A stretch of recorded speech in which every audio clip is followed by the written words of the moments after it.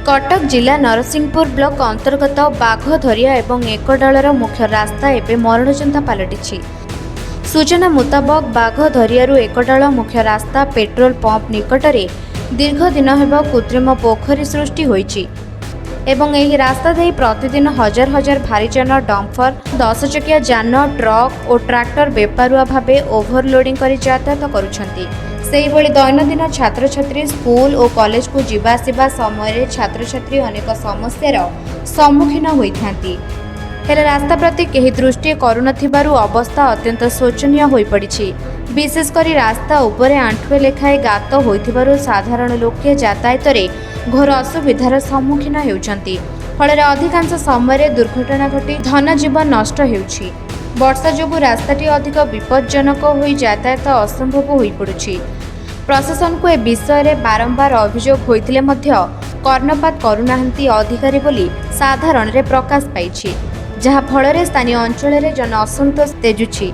तुरंत ही रास्ता को मरामती करबा पई जनसाधारण रे दाबी होइछि। देखंतु वास्तव आप जोटा आज देखिछंती बहुत ठीक कथा कहते। ये सरकार जो आसी ये सरकार रंगमरा एवं माने ना परिवर्तन कर सरकार।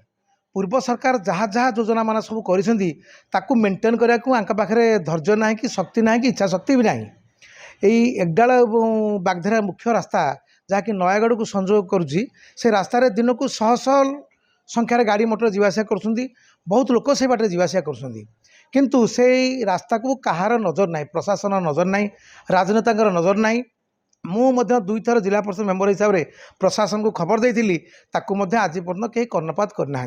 से रास्ता भितर 2टी मुख्य जगह अच्छी जोटा कि भंडिग पोखरी जोटा कि बड़ खाल होती से बहुत लोक पड़ुंट।